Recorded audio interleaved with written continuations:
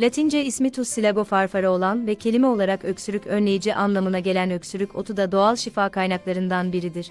Papatyagiller ailesinden olan bu bitki gerçekten boğazı temizlediği için bu ismi almıştır. Bunun dışında da akciğer sorunları, boşaltım sistemi rahatsızlıkları, baş ağrıları gibi farklı hastalıklar için de kullanılmaktadır. Öksürük otunun diğer adı deve tabanıdır. Ayrıca halk arasında farfara otu, sulandık otu, gabalak, kavalak, şabla ve kusut isimleriyle de bilinen bu bitki en çok Avrupa ve Asya'da yetişmektedir. Türkiye'de de Ege, Marmara ve Akdeniz'de yetiştirilen öksürük otu yol kenarı ve sahil gibi alanlarda büyüyebilen ve hızla yayılan bir bitkidir. Belirgin bir kokusu olmayan öksürük otunun lezzeti ise biraz acımsıdır. Öksürük otu faydaları nelerdir?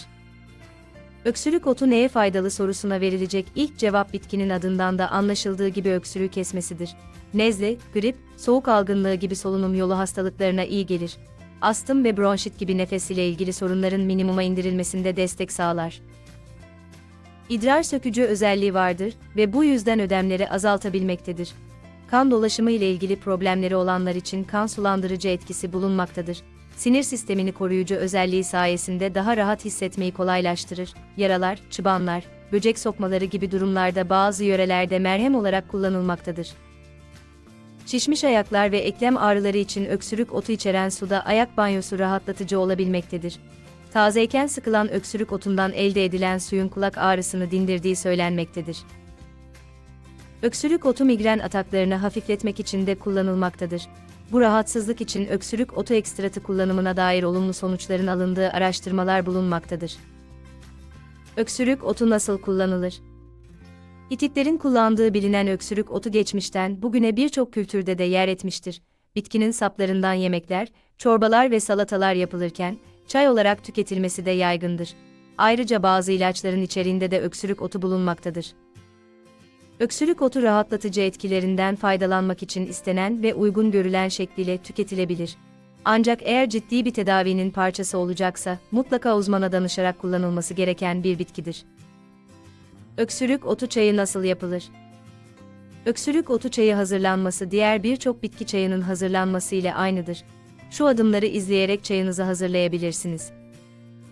1 bardak kaynamış suyu yaklaşık 2 gram yani bir tutam öksürük otunun üzerine ekleyin. 5-10 dakika demleme için bekleyin. Sonrasında öksürük otu çayınızı içebilirsiniz. Çayın günde 1 bardaktan fazla tüketilmesi olası yan etkilere karşı önerilmemektedir. Öksürük otu nerede bulunur? Öksürük otu marketlerin baharat bölümünde, internette sanal marketlerden ve aktarlardan alınabilmektedir. Taze ve kuru şekilde bulunabilen öksürük otu aynı zamanda doğal takviye olarak ekstrat şeklinde de eczanelerde ve takviye ürün sunan kanallarda satışa sunulmaktadır. Serin ve kuru yerlerde, mümkünse cam kavanozda yaklaşık 1 yıl muhafaza edilebilen öksürük otu ihtiyaç duyuldukça kullanılabilir. Saklama alanının güneş ışığı görmemesi bitkinin daha sağlıklı şekilde saklanması için uygundur. Öksürük otu zararları ve yan etkileri. Öksürük otunun zararlarına dair araştırmalar sürmektedir.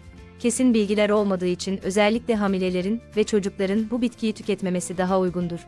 Ayrıca alerjen bünyeye sahip kişiler de bu bitkiyi kullanırken dikkatli olmalıdır.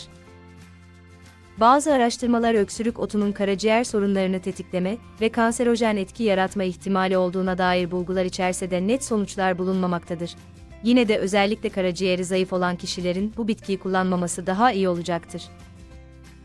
İşlenmemiş öksürük otu zararlı PA içerebilmektedir.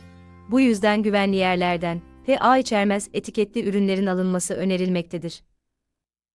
Öksürük otu sizce faydalı mı? Sorumuzun cevabını yorumlara yazabilirsiniz. Kanala abone olmayı ve videoyu beğenmeyi unutmayın. Hayatın ipuçlarını bizimle öğrenmeye devam etmek için kanalımıza göz gezdirebilirsiniz. Başka videolarda görüşmek üzere.